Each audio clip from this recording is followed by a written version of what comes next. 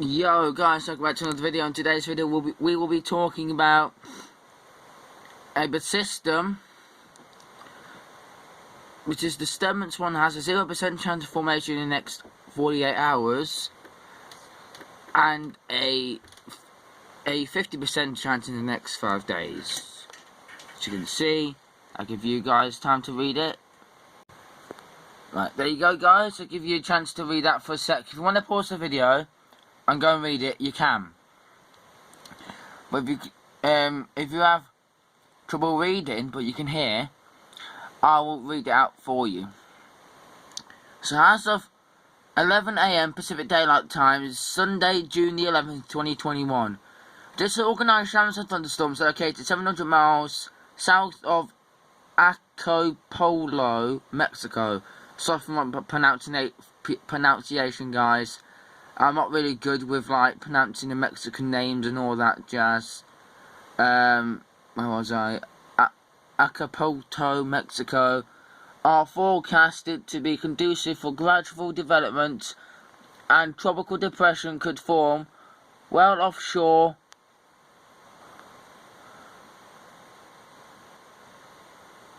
the southwest coast of Mexico around midweek as the disturbance moves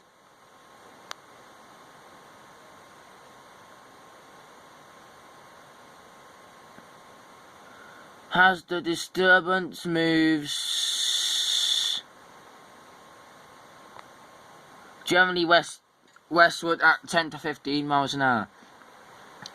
They did have this as a 70% chance, but I think they downgraded it, to be honest. Oh no! That's for this disturbance here, guys. My bad. But this one is the most. This one has disturbance 2, 70% chance in the next 5 days. So an area of low pressure is located. An area of low pressure is forecast to develop south of the Gulf of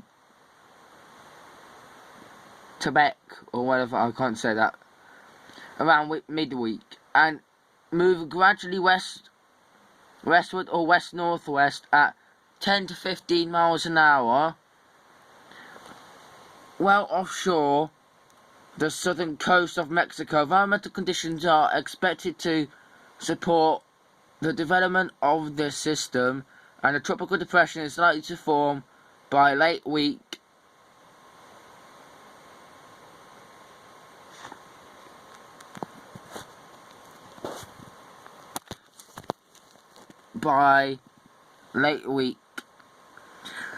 Formation chance near zero, and formation chance, well, that's formation chance in the next 48 hours. Formation chance in the next 5 days is 70%, which this has a high likely chance of forming, guys.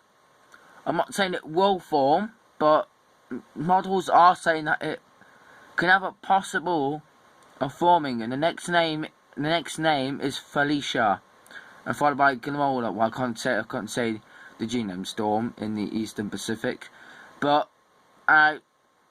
we got sinking air in the Eastern Pacific. I don't know how we're getting tropical storm or tropical development in well, it's July. July is the peak. July and August and early September is the peak for the Eastern Pacific. We aren't expecting no Category 5s for the Eastern Pacific, because the Eastern Pacific hasn't had a Category 5 since 2015 anyway. So, well, actually, no, I do tell a lie. They had one 28. They had one. They didn't have one in 2017. They had one in 2018, I think.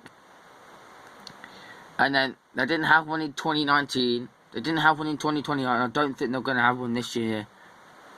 Because if La Nina's meant to be we're in a La Nina watch right now. So obviously I'll show you the La Nina watch right now. So I'm going to pause my video, guys, the La Nina watch. I'll get it up because it's the on the Bureau Meteorological site. If you don't know what that is, it's the Australia site. So yeah. Anyway, I'll get back to you when I've got it. Yeah, guys, I couldn't find the right one, but I have found it, and as you can see, this is the equator. Right, this line here is the equator, as you can see. Right, as you can see, these below average sea surface temperatures for extending from California to Beijing, California, Baja California Peninsula. You got the only warm water that is available is off the coast of thingy and towards the west, north of Hawaii. No, south of Hawaii is between average to below average sea surface temperatures. We're meant to be in this La Nina like until late September, early October, but peaking out in November. We could see some tropical development though, but here is the poll for early July. As you can see, August, September and October, you have a 45% chance of La Nina returning right now. So you have a 45% chance of La Nina returning. And then by September, October, November, you have a 60% chance, no, or a 60, or I think it's a 60 or 65% chance of La Nina returning. If that does happen, then this season could turn from above average to a very hyperactive season. So just stay tuned, and by October, by September, October it's 55%. By October, November and December, it's a 60%, and then it's a 65% chance in November, December and January. So if we could see, like we did last year, we could see some major hurricane development in late October, early November. Like we did with Eta, Iota, Theta last year. Like we did with what's his name? Epsilon last year. And all that. As you can see, they haven't updated this yet, but we're about here. So, and then we're about here. So it is going down, but as you can see, very faintly.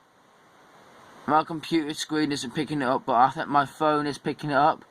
As you can see, most models are predicting a 1.0 La Nina, but last year it got to like 1.5, 2.5 last year, so it was actually pretty strong last year, the La Nina. I don't think we're going to get a very strong one this year, but I think we're going to get to a weak La Nina, to a moderate La Nina. And then next year, for August, it's meant to be an El Nino that does form, or Enso neutral conditions. So I have to keep an eye on that. We're in Enso neutral right now. But yeah. Anyway, our main focus is for like these systems here. I think this is Invest 97E. Is it Invest 97E? I don't know. I'll have a look. So yeah. Anyway, guys, I only wanted to show you this, and I'll quickly show you the sea surface temperatures and some stuff on tropical tidbits. So you'll see it better in tropical Tibet. The we're now leveling off because we're in plus 0 degree, and see as you can see there, you can start seeing blue forming off the coast, so that's an indication of La Nina right there. So we have to keep a good eye on that. That would help the Atlantic really well, but I don't think we're going to be seeing an El Nino anytime soon. If we were, it would have to happen either next year or the year after. But I'll show you these sea surface temperatures for the North Atlantic. To be honest, they are cooling down a bit in the eastern Gulf, in the western Gulf of Mexico. But where the Bahamas are, you got 30 degrees. In the Caribbean Sea, it's cooling down. Don't know why. In the MDR, it's also cooling down. This was all 29 degrees, but it's now been downgraded to 28 to 27. So hopefully that should not have no major effect. Could still support a category 3 or category 4. In very strong wind shear, actually. In very strong sea surface temperatures. But by late August, early September, all this water is probably going to be 30 degrees. Probably we can see some parts in the MDR it's 30. Maybe some parts in the Gulf of Mexico. Maybe all of the Gulf. Like last year, the whole Gulf of Mexico was in 30 degrees. The Caribbean, the whole Caribbean was in 30 degrees last year as well. Even north of Bermuda, that was like in 29 degrees Celsius, so pretty warm. We could see a very warm season this year. Right, and we could be seeing some development of La Nina soon. When the La Nina watch, I don't know how to get the La Nina watch back up, but I think it's on the bureau, so I'm typing BOM. Right, I type in BOM.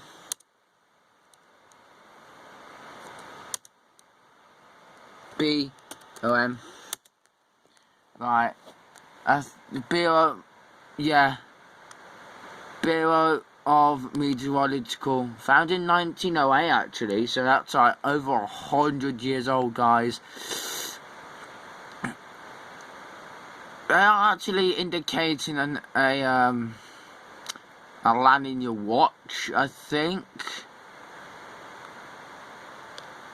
Wait, let me click climate, because it will be on climate, you see, or marine and ocean. So I don't know if it will, but they are indicate. I think well, NOAA has indicated a La Nina watch.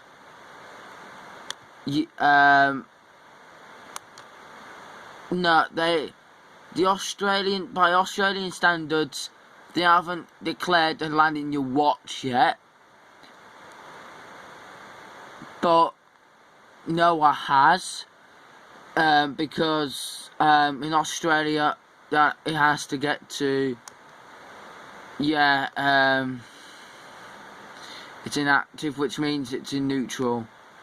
So anyway, guys, hope you enjoyed the video. Don't forget to like, comment, subscribe, share, and click post notification bell. Put the bell notification on for whenever you get notified whenever I upload another video. So I guess and enjoy this video. So peace and have a great day, and I'll see you all in the next storm. Goodbye and have a great day.